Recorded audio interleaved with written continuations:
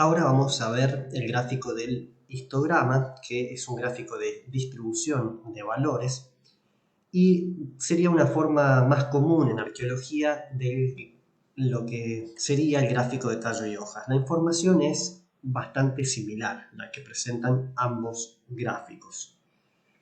Hay que tener en cuenta y mucho cuidado, que un histograma es muy diferente a un gráfico de barras de proporciones. Mucho cuidado con esto, ya lo vamos a ver más adelante, pero a no confundirse con ese tipo de gráficos.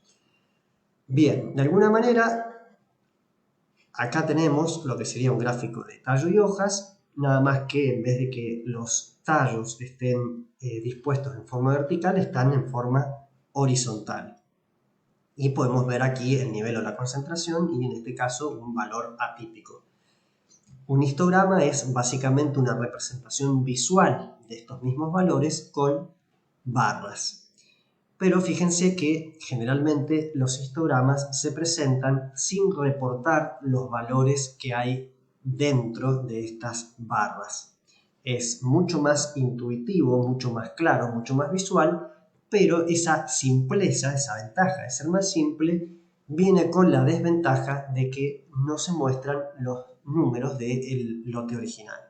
Y esto puede ser muy importante, sobre todo en la era del Big Data en la que estamos entrando en estos momentos y de la cual la arqueología no va a escapar, con el tema del acceso de datos de otras regiones, de otros colegas a escala global, que permitiría comparar procesos de cambio social, procesos evolutivos, a lo largo del tiempo y el espacio en todo el mundo. Por eso, si uno presenta los gráficos y los datos de esta forma visual, que es más sintética, se perdería calidad en la forma de reportar los datos. Pero también hay que estar tranquilo de que muchas veces los datos, si uno quiere ser fiel en su reporte y que sean accesibles a otros colegas, la mejor forma de hacerlo es a través de tablas y también siguiendo ciertos estándares que son consensuados por la comunidad de colegas. Bien, ahora hay que tener en cuenta que muchas veces nos podemos encontrar con distribuciones de números que presentan varios picos. En este caso vemos un histograma con el largo en centímetros de ciertos artefactos líticos pulidos del sitio de San Agustín, Huayna, Colombia. Y vemos que en realidad cuando observamos este tipo de patrón en nuestra exploración de datos, tenemos un grave problema. Esto significa, sin lugar a dudas, que nuestros datos responden a tipo de cosas diferentes.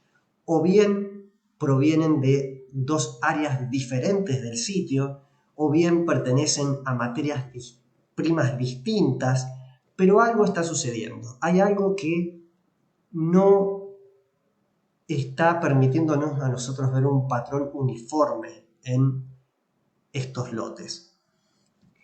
Y por lo tanto, si uno quisiera ver el nivel central, no podría, porque fíjense que ese medio estaría aquí, en 60, donde tenemos un vacío. Por lo tanto, lo que debemos hacer es partir a la mitad este lote de números.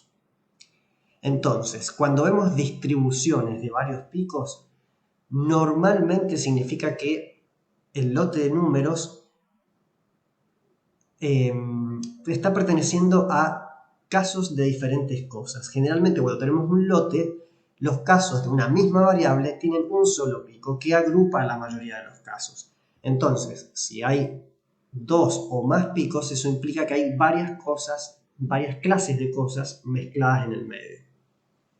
Y para esto lo mejor que hay que hacer, sin mucho reparo y pérdida de tiempo, es separar en dos los lotes. Y ahí sí se pueden ver cuáles son las variables categóricas que los están separando. Entonces se separa por el valle o el vacío que hay en el histograma, como vimos en la filmina anterior, y se procede a investigar qué es lo que puede estar sucediendo, que en realidad hay alguna variable categórica que nos está permitiendo ver que se trata de dos tipos de clases de cosas. Como dijimos, puede ser que se corresponden a áreas distintas dentro del sitio, materias primas distintas, medidas distintas, algo está sucediendo. Y fíjense ustedes que esto es la base, todo lo que hemos visto, para comenzar a comprender grupos de números en arqueología.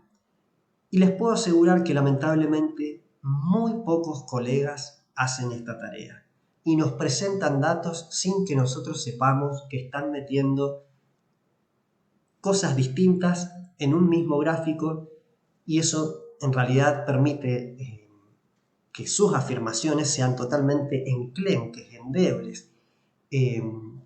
Puedo animarme a decir que sea mentira.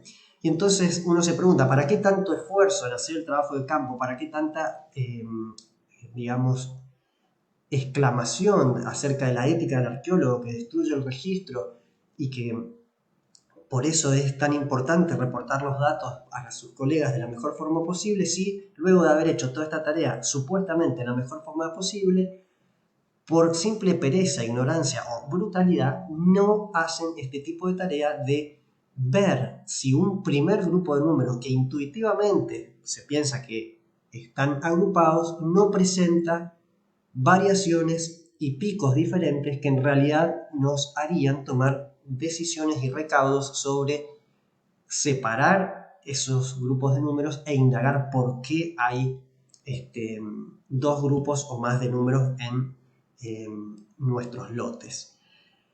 Y sin mencionar, sin olvidarnos de mencionar también lo que ya vimos de los valores atípicos, que muchas veces pueden deberse a muchas circunstancias que hay que resolver. Por ejemplo, que haya un error en la medición, que haya una mezcla de materiales en los depósitos de una bolsa con otra, o que haya habido una confusión en el campo. O también muchas veces ese tipo de dato inusual o atípico puede ser bastante interesante para ver cuestiones que se escapan a un nivel o centro y que requieren cierta interpretación, cierta explicación.